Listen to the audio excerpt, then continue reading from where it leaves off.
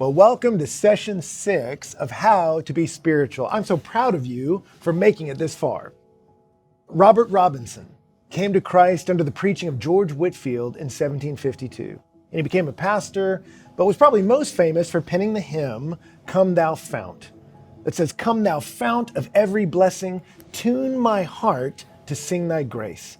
Streams of mercy never ceasing, call for songs of loudest praise. It'd be a great soundtrack to these sessions on how to be spiritual.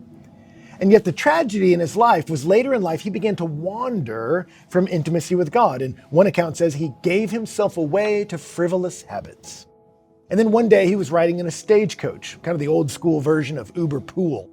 And he was sitting there with a woman who was going on and on about all her favorite hymns, and she really locked in on Come Thou Fount, how amazing it was, how helpful in her spiritual journey. And the more she talked about it, the more agitated Robert became, until finally he said, Madam, I am the poor, unhappy man who composed that hymn many years ago, and I would give 1,000 worlds if I had them to enjoy the feelings I had then. Sad statement. And the great tragedy of it was what he failed to do was take his own advice. Because later in the hymn, he says, Oh, to grace, the kindness of God, how great a debtor daily I am constrained to be. And that's the secret here at the end. How are we spiritual? Spirituality is total dependence. It's understanding the reality that to the grace and kindness of God daily, I'm a debtor. I need him to bind my wandering heart to him. Paul said it this way to the Galatians in Galatians 5:25. He said, if we live by the Spirit, let us walk by the Spirit. Or my favorite translation says, let us keep in step with the Spirit. I love that translation because it calls to mind the moment by moment, each step through the day, I need the Spirit to empower me to do what I cannot do on my own. And that's really the trick to true spirituality. It's understanding I need him every moment of my life to provide me with the power and the resources I don't have on my own. I remember when I was in college, a buddy of mine and I decided to climb Long's Peak, the tallest mountain in the Rockies. And we started well. We were young, in shape, passing lesser hikers, bounding up the mountain. But then as we got near the top, something went wrong. We began to feel exhausted, depleted, nauseous. And then finally, at one point, we just collapsed in the snow. We lacked the internal resources to go forward and to get down. And we began to pray in that moment of distress. And I'll never forget, this mountain man appeared out of nowhere.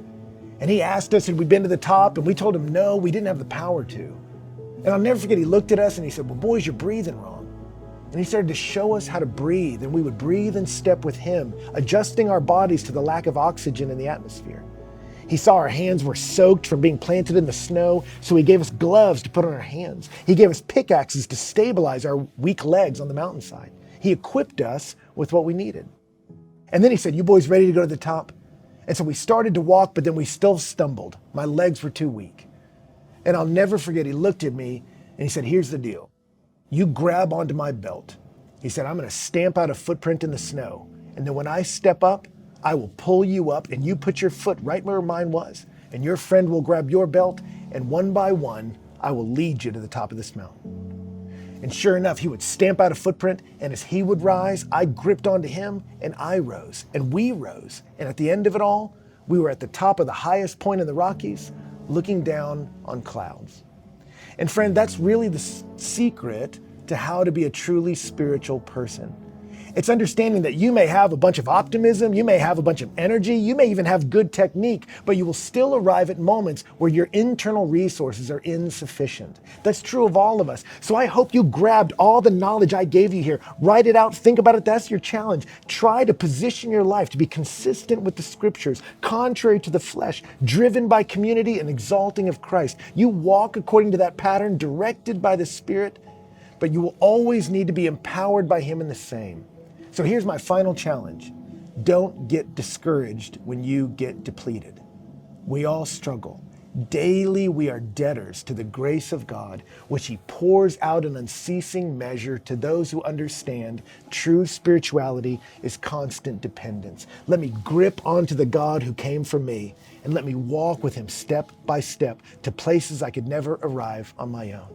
If we live by the Spirit, let us keep in step with the Spirit. And that's my encouragement to you. Don't get discouraged when you stumble, but grip onto your God of grace and walk daily with him. And you just watch what he will do through his power in a humble, submitted life. Know that I'm praying for you. Know that I'm cheering you on. Know that I'm proud of you. And I'll see you later.